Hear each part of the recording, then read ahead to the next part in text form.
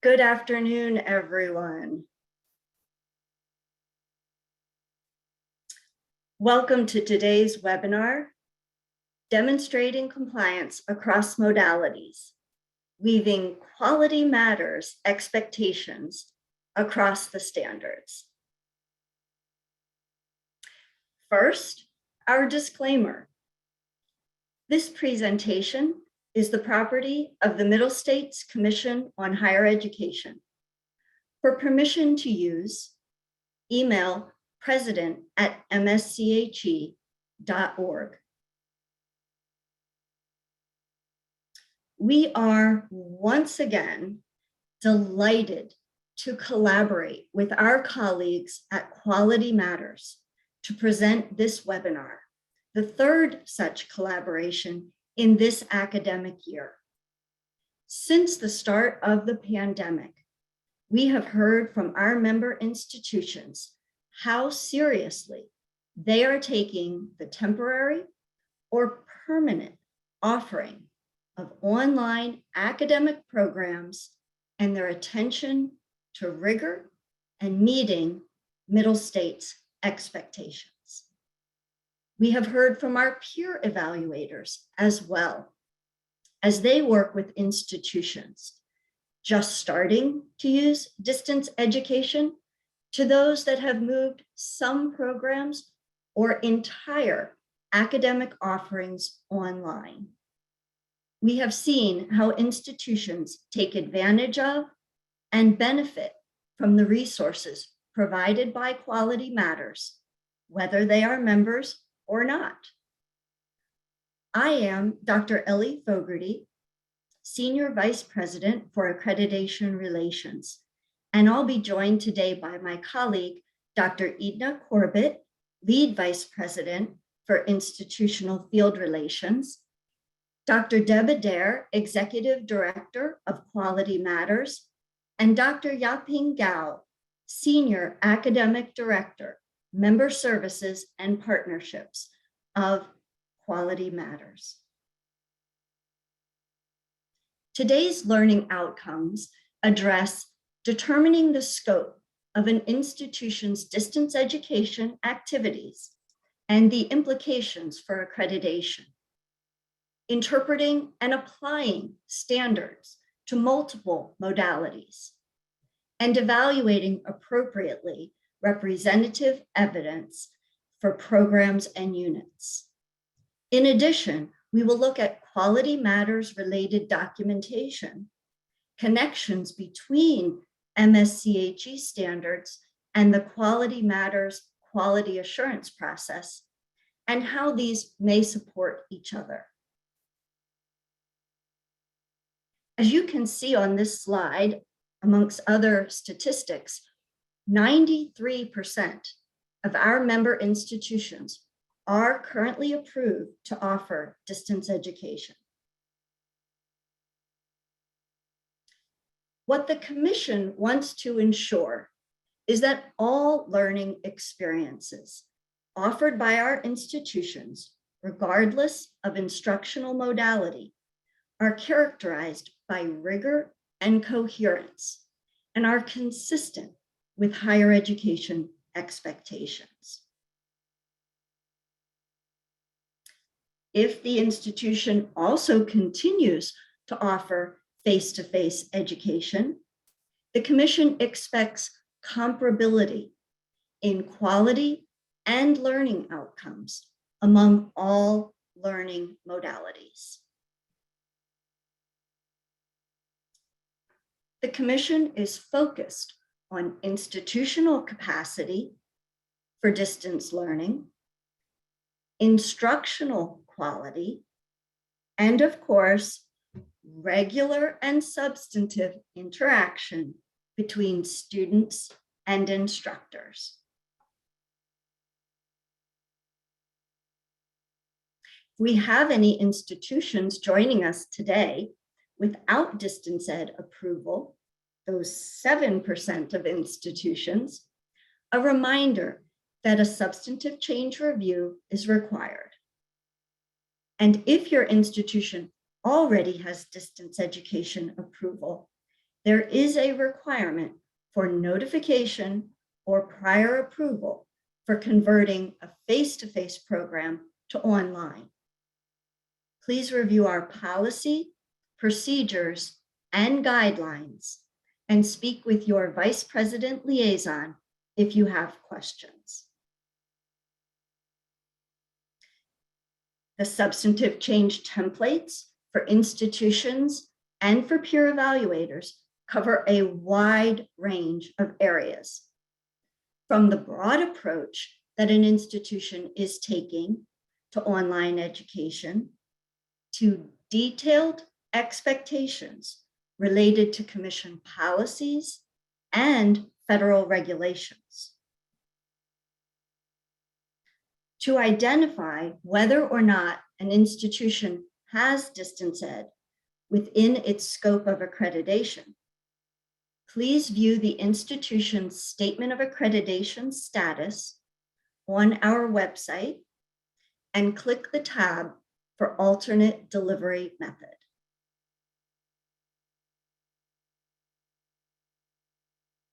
We are often asked if there's a tipping point with distance education offerings that could have an impact on accreditation. Please know that the Commission accredits institutions, both domestically and internationally, that offer all programs online and no face-to-face instruction. So there is no set percentage. Also remember that peer evaluators take into account the scope of distance education offerings, from those just starting to those fully online. They take that into consideration in their review and use their expertise and professional judgment. Also note that commission standards are always reviewed holistically to determine if an institution meets the expectations of a standard in substantial measure. As I mentioned earlier, the majority of MSCHE institutions have already been approved for distance education. However, more than 100 of them were approved over the last 2 years.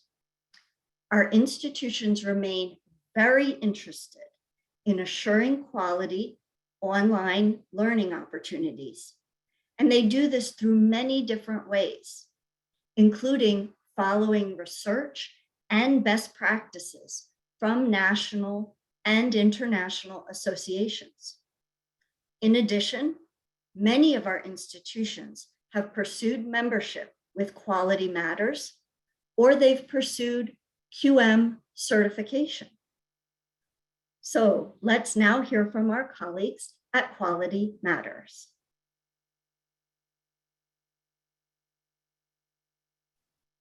Thanks, Ellie. I appreciate it. So just a quick introduction about Quality Matters, who we are and what we do. Next, Polly. Ellie. Okay. So QM is a nonprofit organization. We're based in USA, and for the past 18 years or so, QM's quality assurance process has been adopted and implemented as an international benchmark for quality in online education and digital learning. And QM serves the K-20 academic community with a focus on quality teaching and learning. Everything we do is peer-based, meaning faculty to faculty.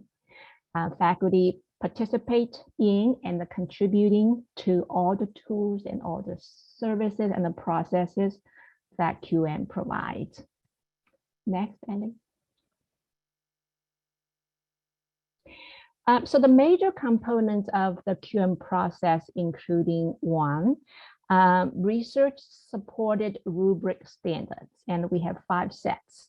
So it's for K-20 education community, and a wide range of robust professional development opportunities and offerings, pathways for faculty, staff, and administrators based on their roles and on their goals.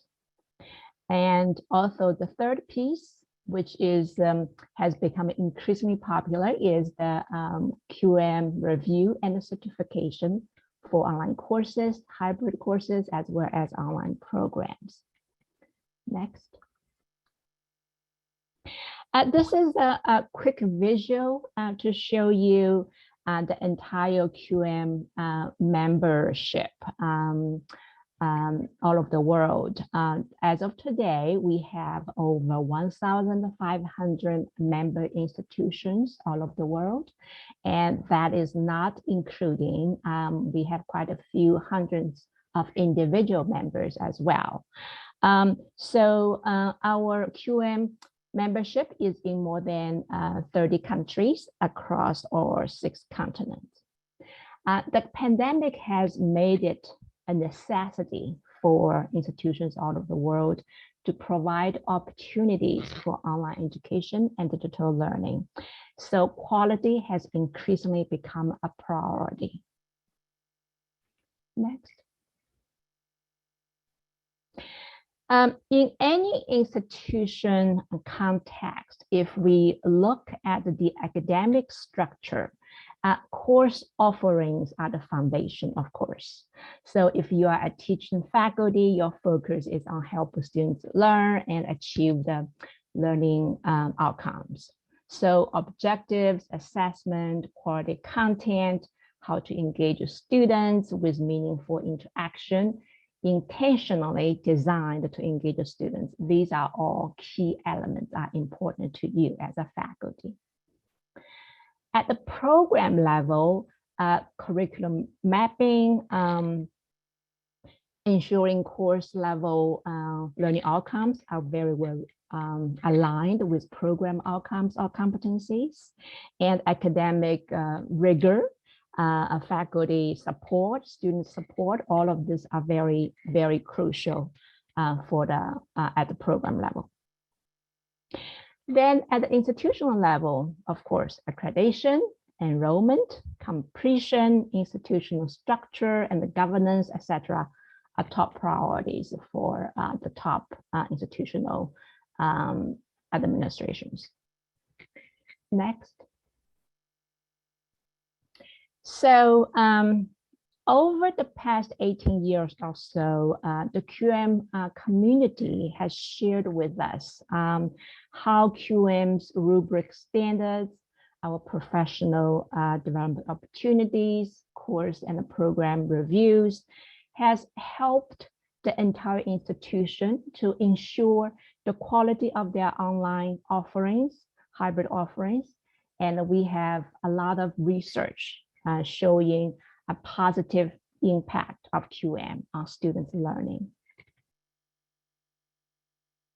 And at the program level, QM's program criteria and the review help institutions to benchmark their online programs in 4 integrated parts. They are 1, program design, which is really the core academic part, and teaching support. That means how institutions are providing faculty with continued support before, during, and after teaching. And the third piece is learner support, how institutions are providing resources and just-in-time support for help students complete their online programs. And the last and actually is most important one is how online students are actually succeeding in their online programs. Again, we have heard from the QM community and including many mid-state institutions that they have and will continue to use QM activities and the data as evidence to meet their accreditation needs, and also about how quality assurance is implemented and managed at the institution by implementing the QM quality assurance processes.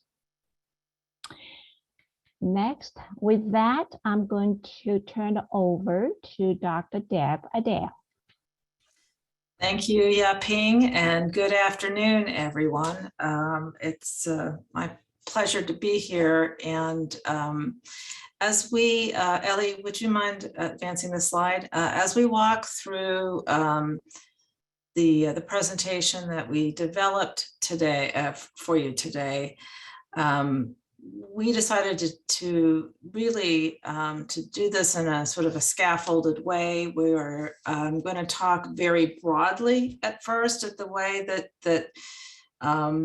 the work with Quality Matters, and particularly around the QM standards and the program criteria, how that aligns with or maps to the overarching middle states standards. So we're going to start off very broadly, and then we're going to, throughout the presentation, get a little bit more detailed as we go through. So these first set of slides are really just to say that, as Yaping pointed out, QM is focused on the teaching and learning mission of the institutions, and we focus at the course and the program level. So what we have looked at is the work institutions are doing around applying the QM standards, and particularly in pursuit of QM course certification, and in their work to disseminate this through their programs and to pursue QM program certification. And as Yaping mentioned, there are 4 types. So this first set of slides is looking at where we have found connection or alignment within these the core standards or program criteria to the middle state standards.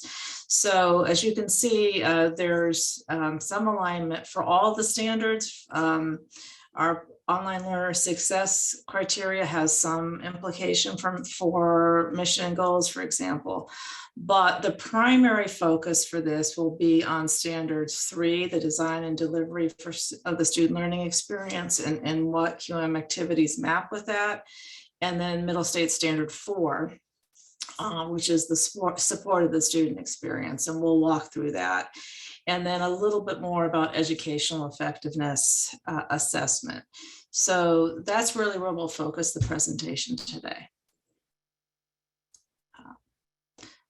All right, so before we get into that, to talk a little bit more about the evidence, we wanted to provide some clarity on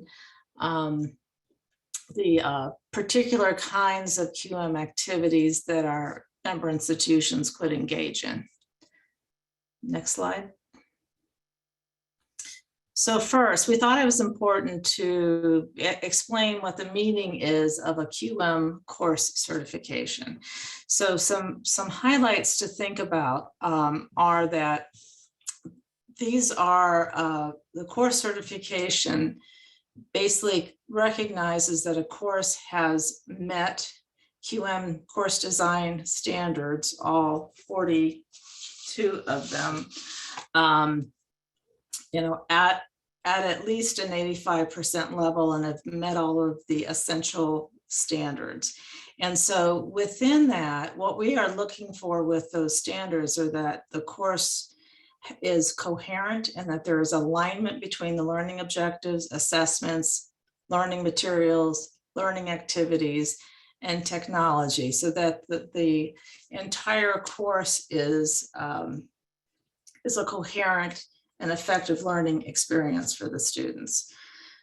Those standards also require transparency for learners, so that your course policies and practices and even the way that a learner might navigate through the course and the purpose for the course, all of that is made transparent to the learner.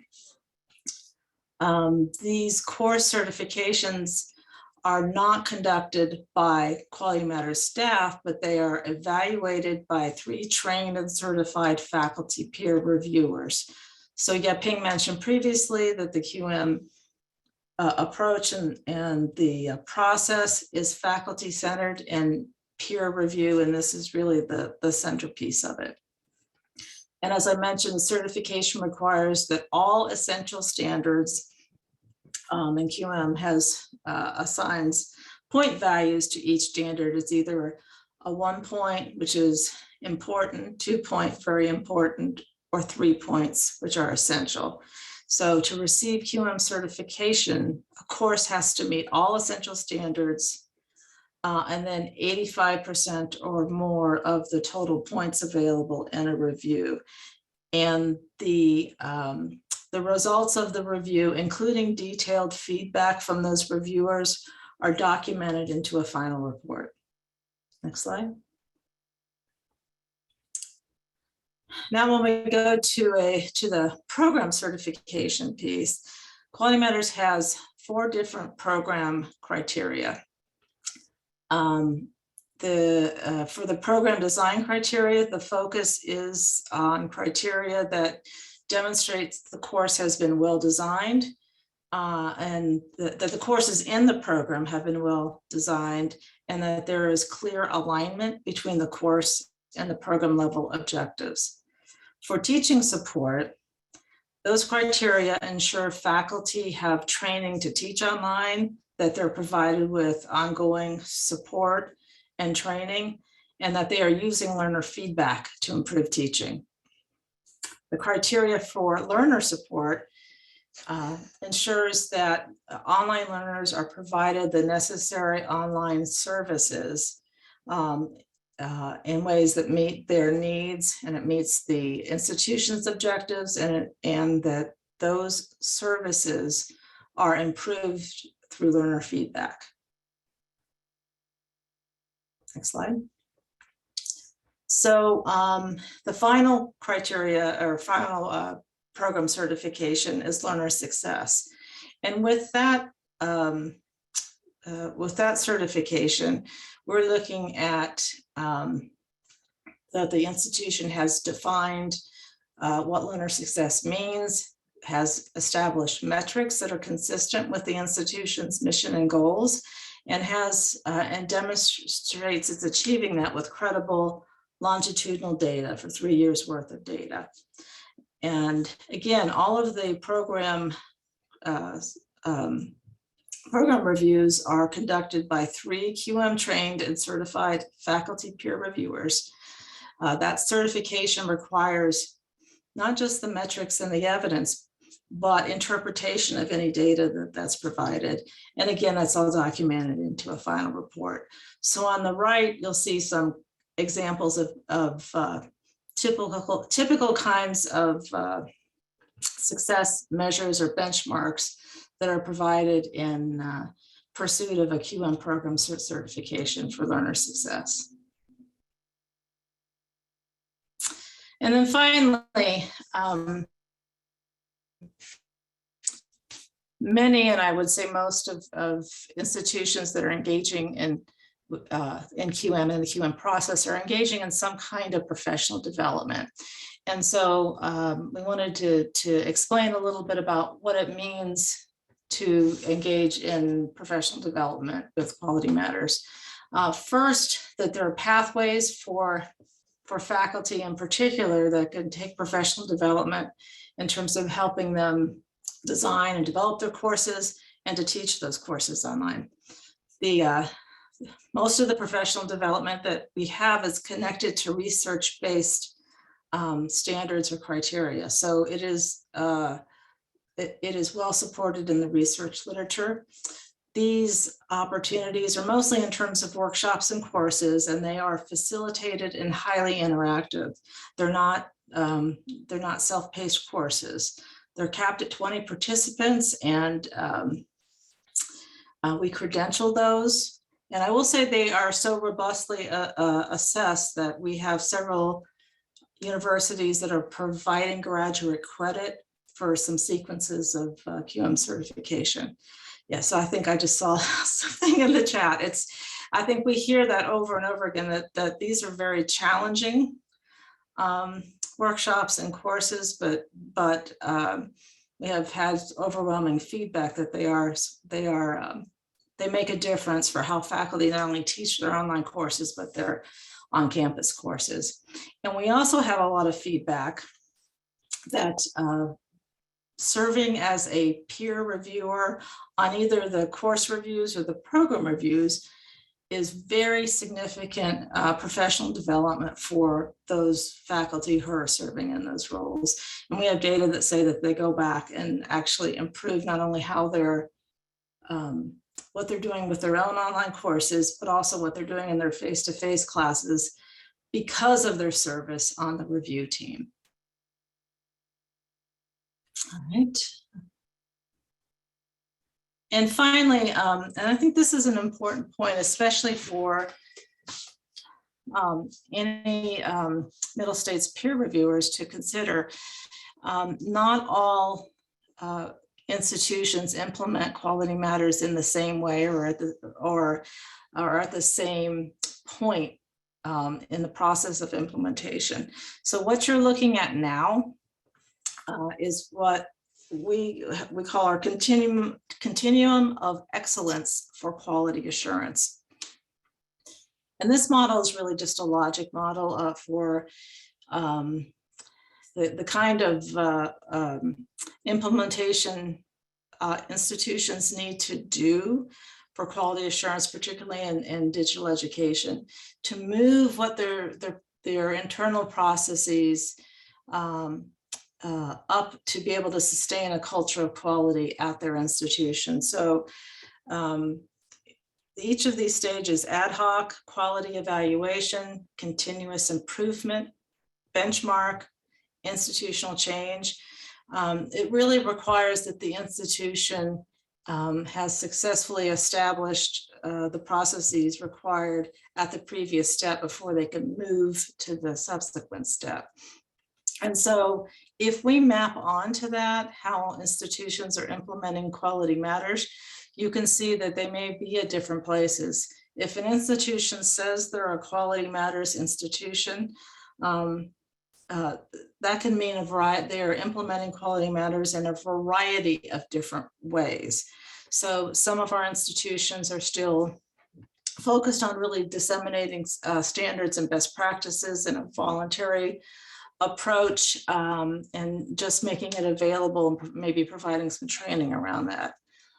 Other institutions are actually have created quality evaluation processes for their courses and for their programs, and they are on a regular basis evaluating the quality of those courses and programs. Other institutions may be doing that and collecting data, analyzing the data from those activities, and going back and improving their courses and programs with that data. Those institutions that have these processes in place may be going and getting not just QM certifications, but other kinds of evaluated or validated successes that they can then benchmark appropriately. And then at that last level, it's really making this process really part of the standard operating procedure of the institution, and making sure that all of the structures and incentive systems and recognition systems are in place to do that. So it is just we wanted to be clear to say, not every QM institution or QM member is the same or is doing the same kind of activity. And so drilling down into what we'll talk about here in a little bit, it's really important to be able to understand what kind of evidence might that institution have that it's aligned with Middle States standards, and what kinds of questions might you want to ask about that. Ellie? Thank you, Deb, and good afternoon, everyone. I will be talking about interpreting and applying standards 3, 4, and 5 to multiple instruction modalities. As Deb said, in the beginning, we talked broadly, and now we're going to go more specifically in terms of the 3 standards we want to talk about today. So how do we address the MSCHE standards across multiple modalities. There are actually the 3 standards that are very specific that say across multiple modalities, regardless of level, regardless of credential, all of these criteria must be met. So on the screen, you see the URL for the Middle States Commissioner Higher Education website, where you will find the standards and their corresponding criteria. So Middle States mandates that its member institutions meet these rigorous and comprehensive standards, and they must be addressed within the context of the mission of each institution. So as most of you already know, each standard is expressed in 1 or 2 sentences and then is followed by criteria. The criteria specify characteristics or qualities that encompass that standard. So we tell our evaluators, and we also tell our institutions, not to look at the criteria as a checklist. So we're going to look at what are some of the questions over the next few slides. We're going to look at some of the questions that the institutions and the peer evaluators can ask, rather than deal specifically with the criteria for the standard. So beginning with standard 3. Through the narrative for the standard 3, the institution must demonstrate that learning experiences are characterized by rigor and coherence, not only at all program certificates and degree level, but also regardless of instructional modality. So standard 3 also states that all learning experiences, regardless of modality, are consistent with higher education expectations.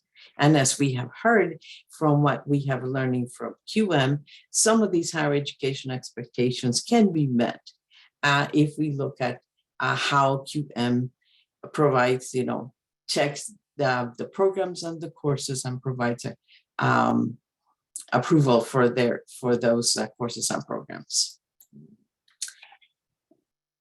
As the institutions conduct their research during self-study. So if you are from an institution that is currently conducting self-study, you know that part of what you need to do as part of the self-study design is you need to develop questions and you need to develop lines of inquiry.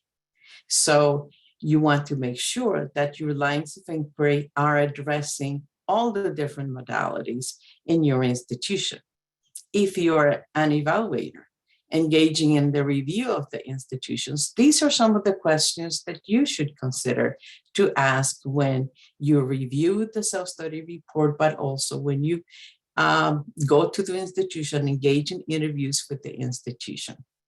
So some of these questions are: first, does the institution learning experiences include online learning? Of course, the institutions know this for themselves. So when they put together a steering committee and the working groups, they should be asking, do we have sufficient representation from online learning? Are the people in those groups that will keep online learning on their radar screen, that will look at what they're doing for self-study through that lens? Another question would be, does the design of learning opportunities follow accepted standards of quality for the online delivery of courses or programs? So in standards 3, institutions would include information on their requirements for curriculum development. So consider whether the institution has specific requirements for online courses and programs, and is everybody involved in the process of approving them familiar with those accepted standards? If you're an evaluator, you would watch for these items in the self-study report, but also ask questions during the interview. A third question would be, how are the academic offerings designed to ensure appropriateness for the alternative delivery method? Again, for standard 3, institutions outline their requirements for curriculum design, requirements for syllabi, requirements for instructional activities. And here what we're doing is we're looking for the comparability among modalities. When an academic department proposes an online program, are there specific questions or items they need to address to show the appropriateness of the alternative delivery method for that program they're proposing? And how often are those items or those requirements updated to account for the advances in online learning? Online learning changes tremendously. Sometimes it feels like month to month. And therefore, the institutions need to look at their requirements for program creation and to see whether they're keeping up. Another piece that go previous one, Ellie. And I think QM has addressed this one significantly, so I will not say much more than that. But when it comes to online learning programs, Standard 3 talks about faculty qualifications, and it also talks about professional development opportunities. And these are key components for demonstrating compliance. So some of the questions that the institutions should consider for themselves and peer evaluators should ask during the evaluation process would be, how does the institution ensure that faculty and staff are qualified and sufficient in number to successfully implement the alternative delivery model? Notice that I'm not only talking about faculty here, but also there is a lot of staff support that comes with online learning. And then the next very key question is, are the faculty provided with sufficient opportunities, resources, and support for professional growth and innovation in online instruction? What are those opportunities? How often are they offered? Who has access to those opportunities? Another key question here would be, does the institution provide sufficient resources to support both the institution's programs of study and the students' academic programs, regardless of modality? So what we're asking is, are the resources comparable with on-site learning modalities? Do the students have sufficient opportunity to connect with faculty, to access the resources that normally, and I shouldn't even say normally, that in on-site, the students have access to the faculty. They should have also the same availability for online. And next, these seems like there's a lot of long questions here, but basically what the Standard 3 requires is that the program should be of appropriate rigor, of appropriate length. And so institutions should have institutional policies about the creation and the process for creating new academic programs and the processes for revising programs. So some of the questions that we would consider would be, in what ways are the specific requirements for online programs considered in institutional policy? In what ways are those requirements considered for the curriculum development process?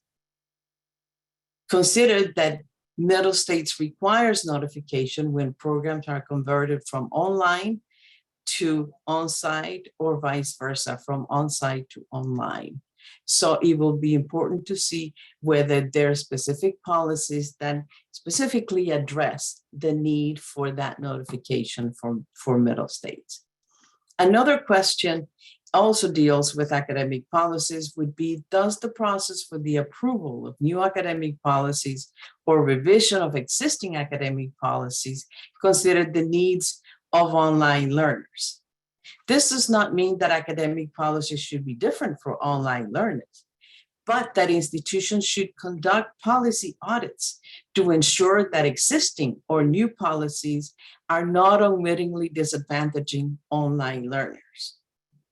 One clear example, and this is just a very quick example, is consider timelines and deadlines. Specifically, you might consider that online learnings may be connecting from different time zones, or if they're across the world, from different dates.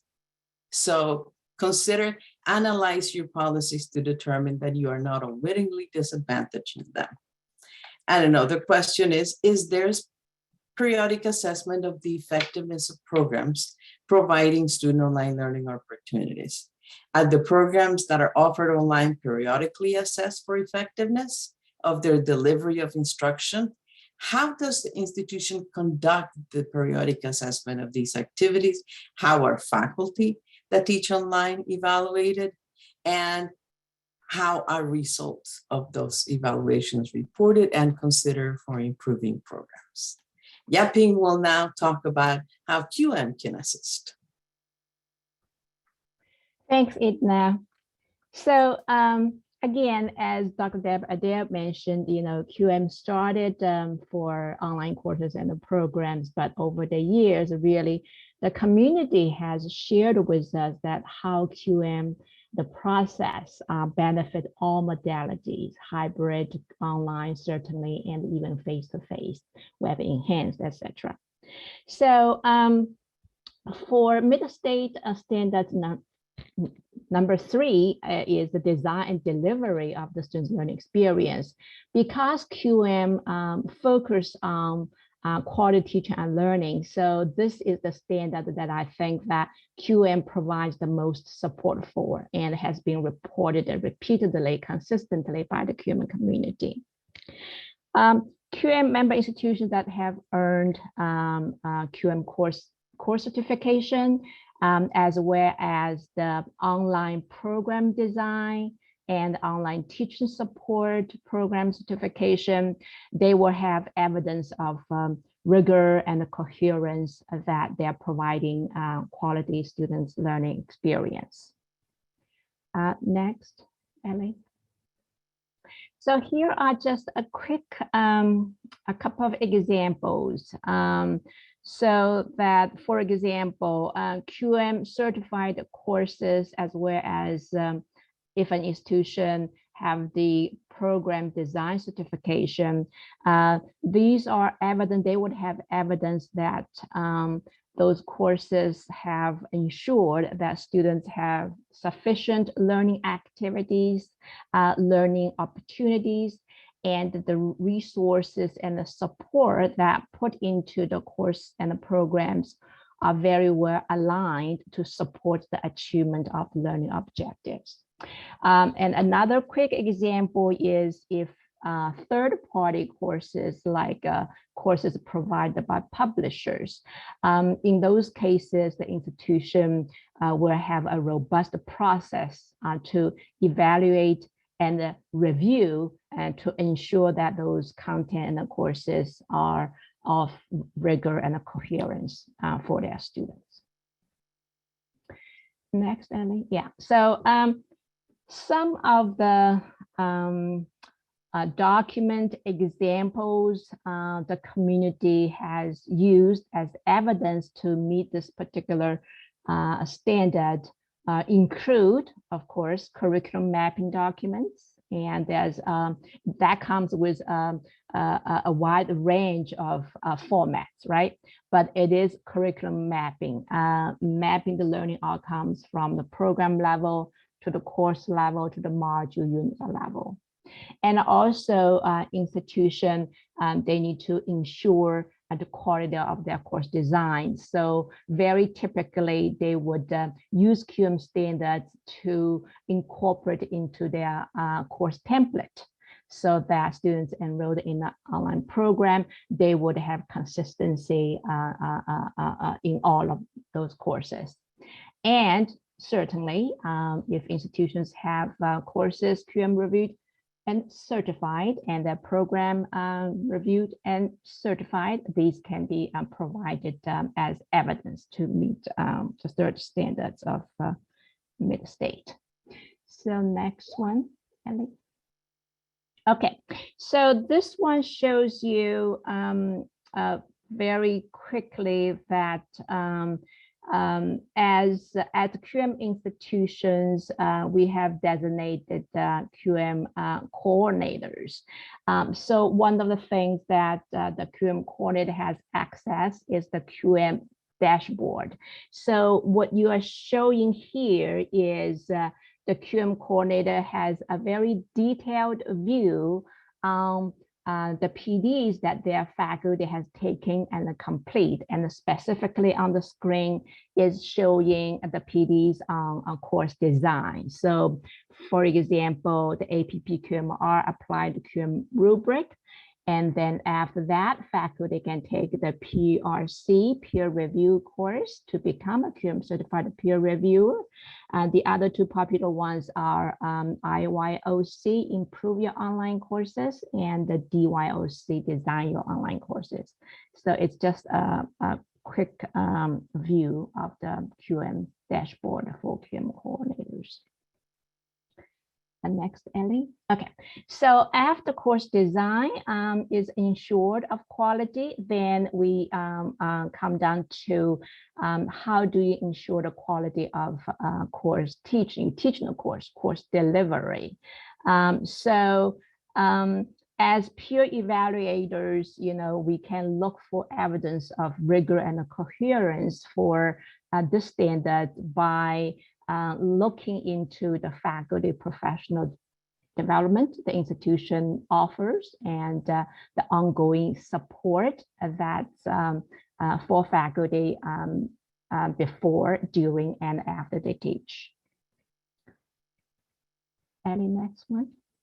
So again, these are some of the examples the QM community has been using as evidence of how they ensure the quality of course delivery, and detail the schedule for faculty PD and some of the PD policies, and certainly how the institution program has a robust way of collecting feedback input from students, and in turn how they are using that feedback to continuously improve their resource and support for students to help them achieve the learning outcomes.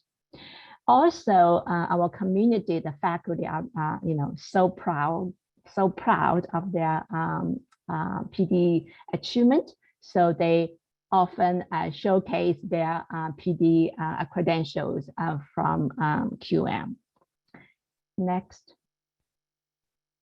And as you see, these are just a few examples of the digital credential that QM offers for faculty once they have completed some PD. So from the bottom left is the QM certified APP QMR online facilitator. And that is a big deal because as we mentioned earlier, everything QM does is peer-based. So for this APP QMR workshop, we have those dedicated QM certified facilitator who are experienced online faculty. They facilitate this particular workshop for other faculty. And over the past couple of years, because of the pandemic, the TOC, Teach Online Certificate workshop has become increasingly popular and in high demand. We could not keep up, really.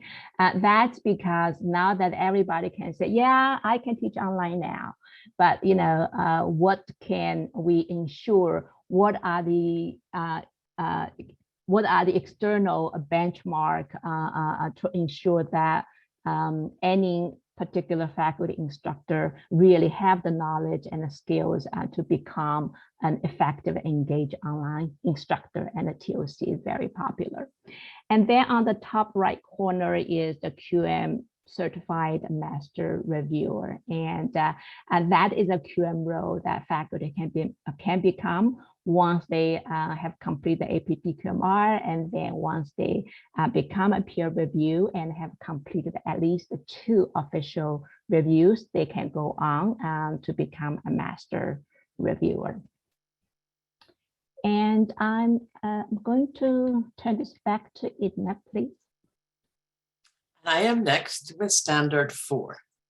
This is another standard where you can see, right, we have underlined here across all educational experiences, settings, levels, and instructional modalities.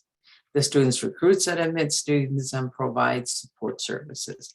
These support services that contribute to the educational experience should also be provided across all instructional modalities. So what are some of the questions that you as an institution would ask of yourself or what the peer evaluators would ask. So one would be, do the institutional policies and procedures regarding evaluation, acceptance of transfer credits include consideration of credits awarded through experiential learning, prior non-academic learning, competency-based assessment, or other alternative learning approaches? We have come a long way from the days when people and institutions had little trust on the rigor of online programs. But should you consider whether your institutional policies have kept up with the times? Have these policies been updated recently? And did the people involved in reviewing those policies have the lens of online learning in mind?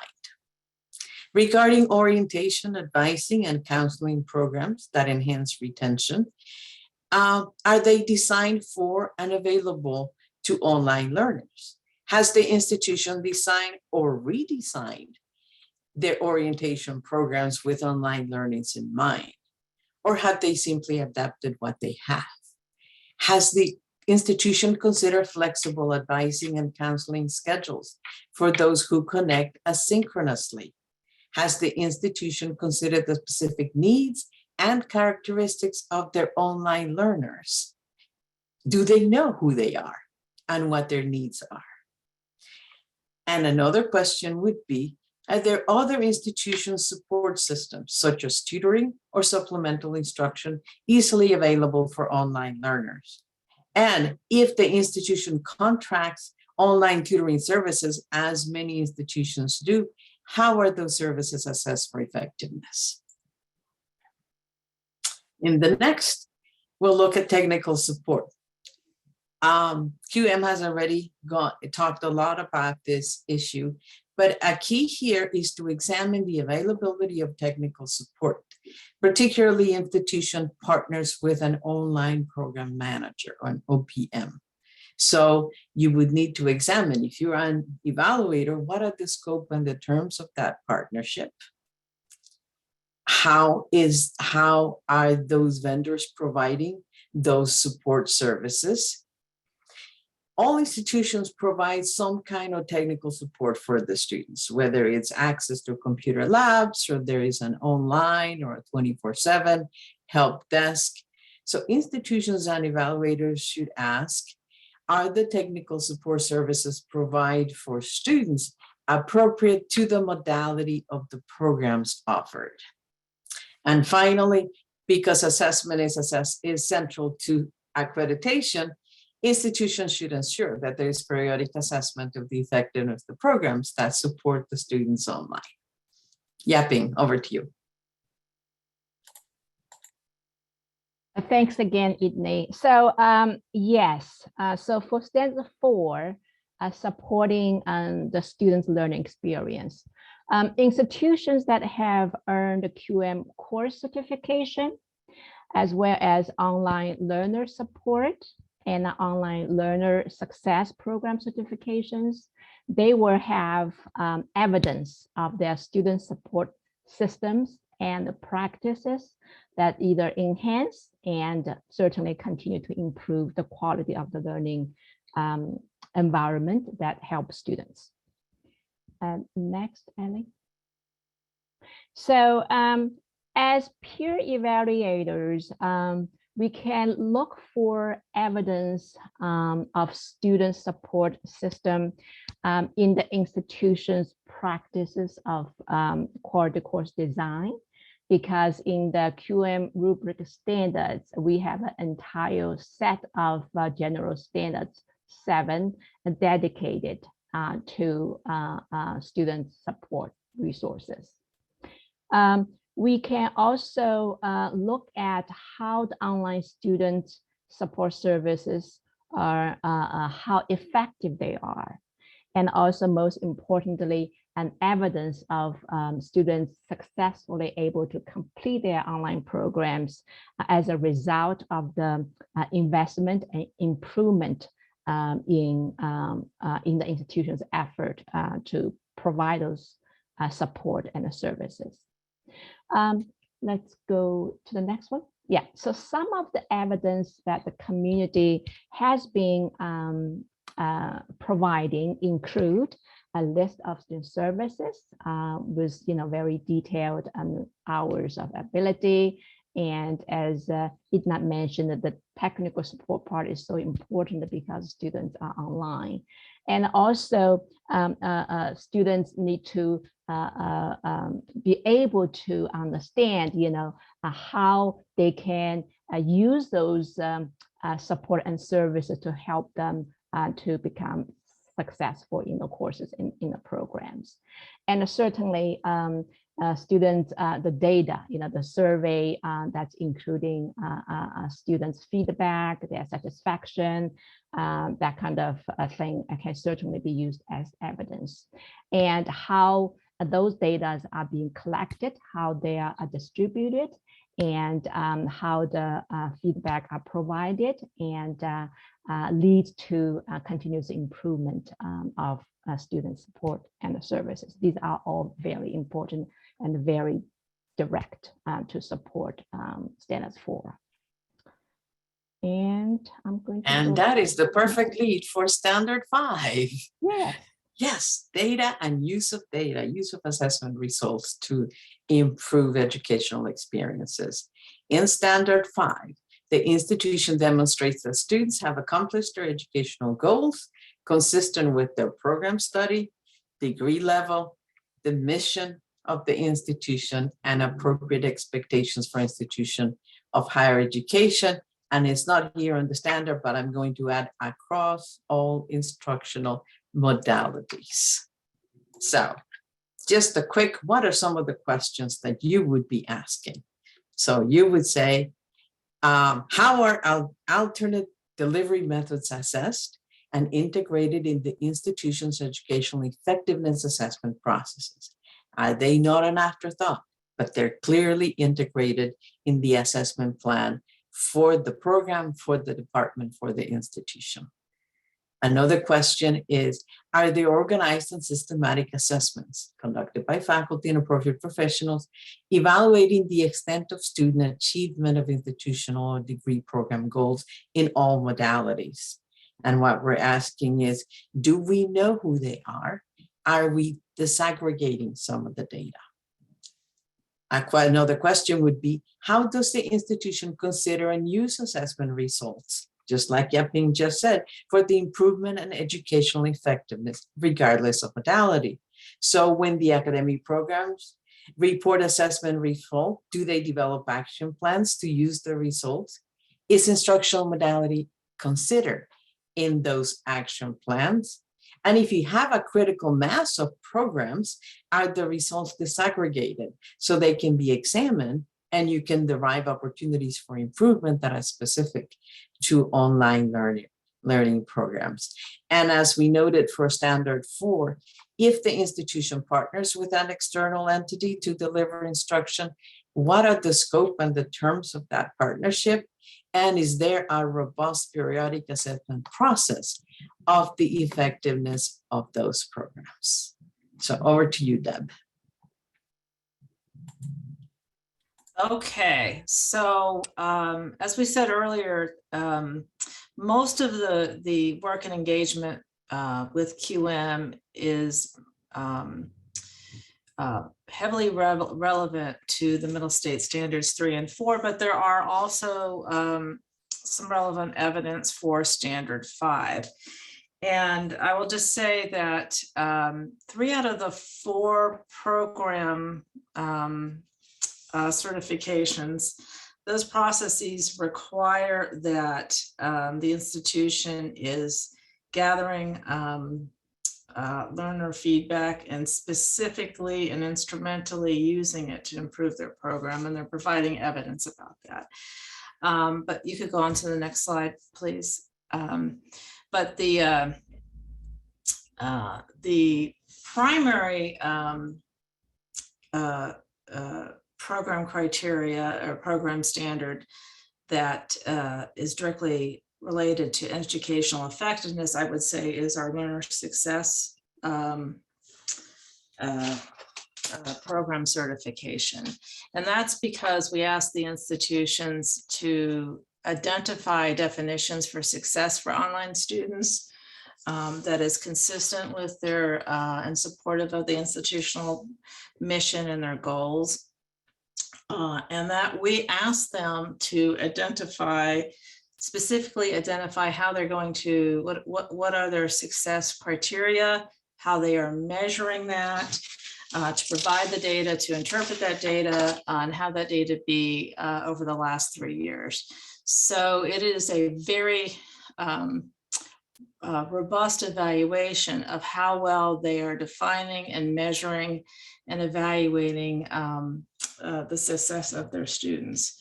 And so there's a long a list of metrics that they can, they're going to self-define what those metrics are, but they have to provide the data and the interpretation of that. So that would be the primary engagement in QM that really is addressing Middle State Standard 5, but there are other elements too that an institution engaged with Quality Matters might be able to provide, but I would say the learner success criteria is the most relevant. Cool. And related to that, these are some of the examples of evidence that an institution pursuing that certification might provide. And these are the points that I really just made, that we want to know how they're defining, how they're evaluating, how they're interpreting the data, and the changes they are making based on that feedback.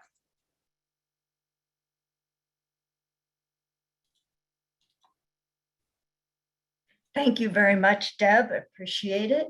So taking a look at how we want to consider the evidence that's being provided, is it appropriately representative of the offerings at an institution?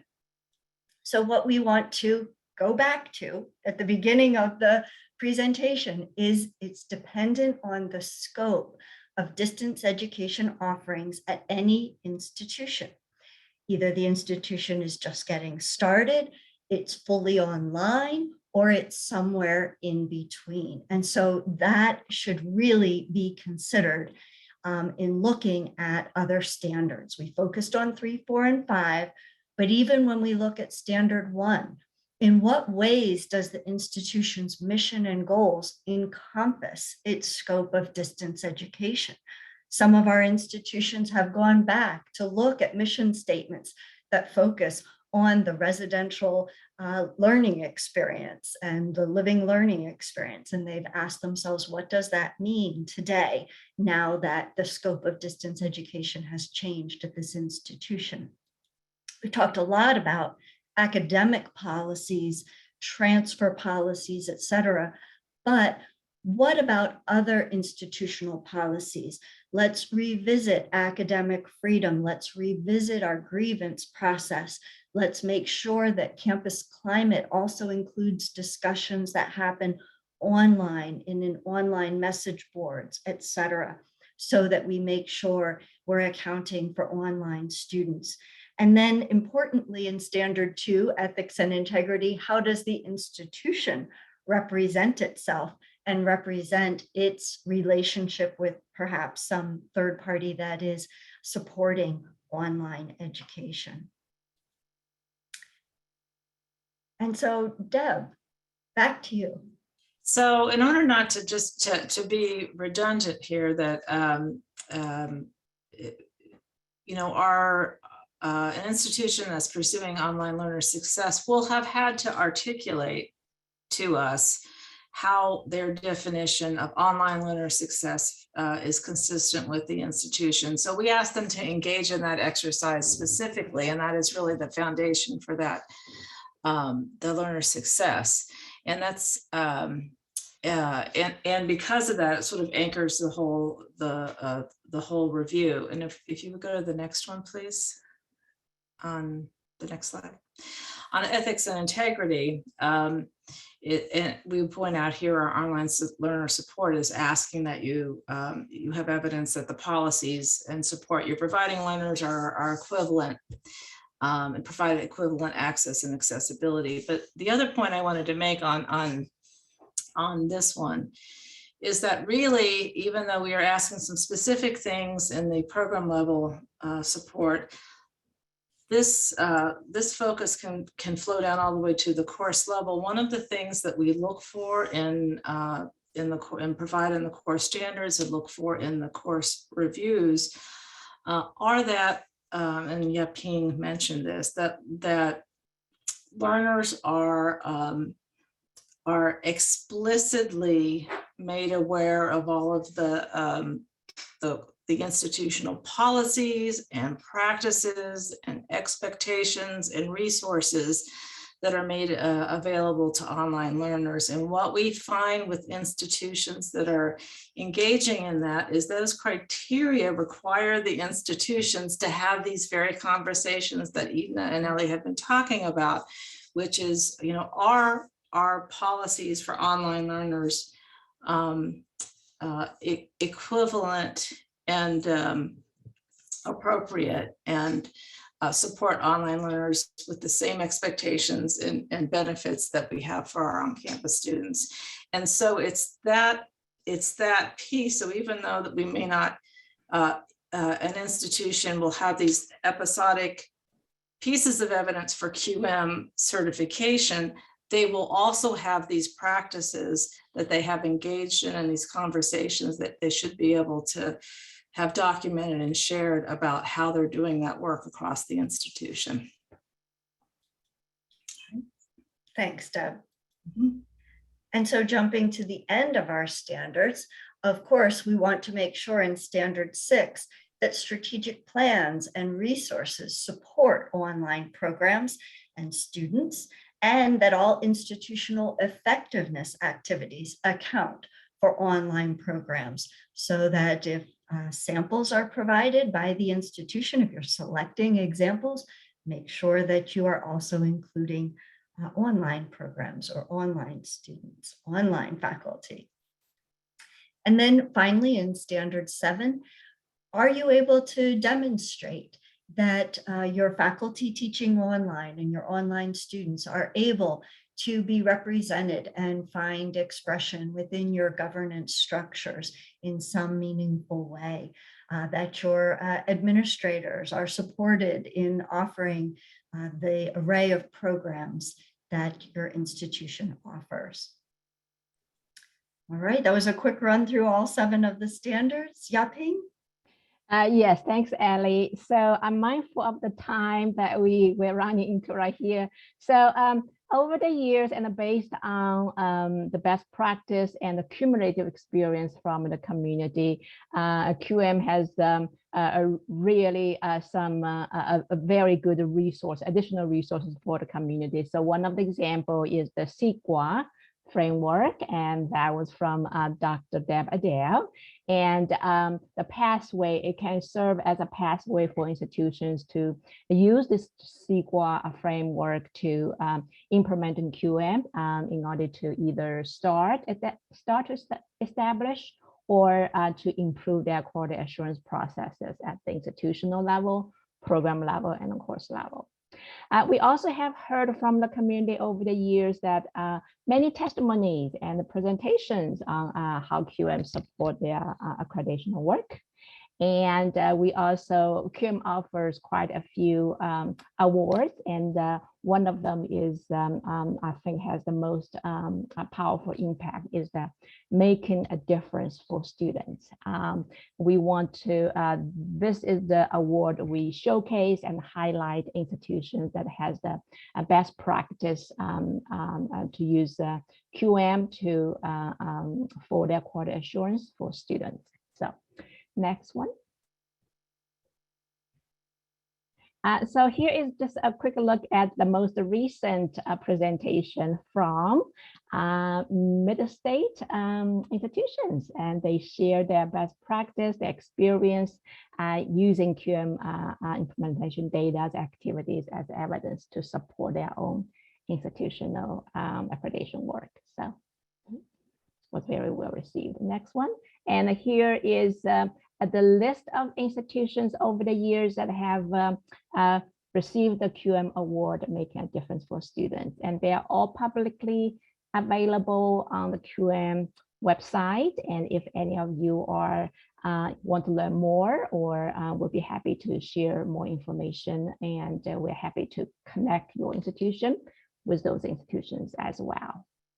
So I can see here our contact information email. I see we have just a couple of minutes left.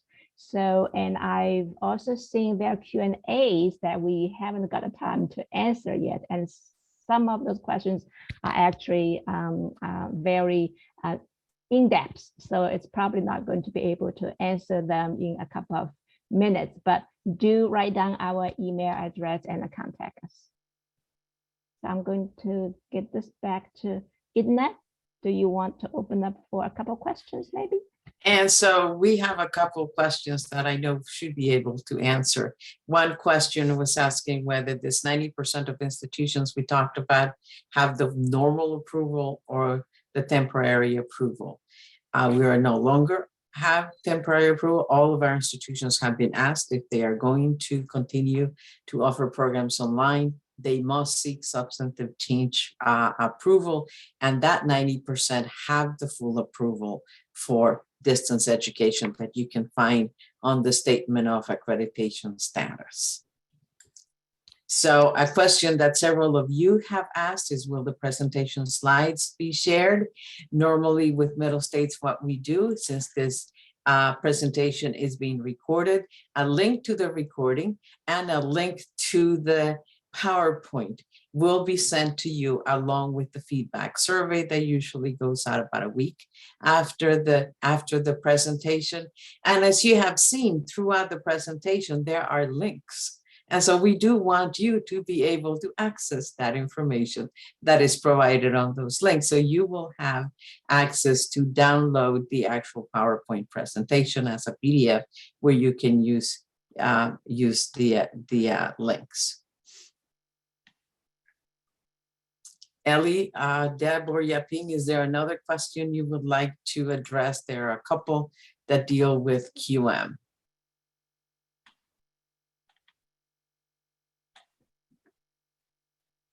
I see one on academic freedom, and I am assuming that might mean the QM standards rather than Middle State standards. So from that perspective,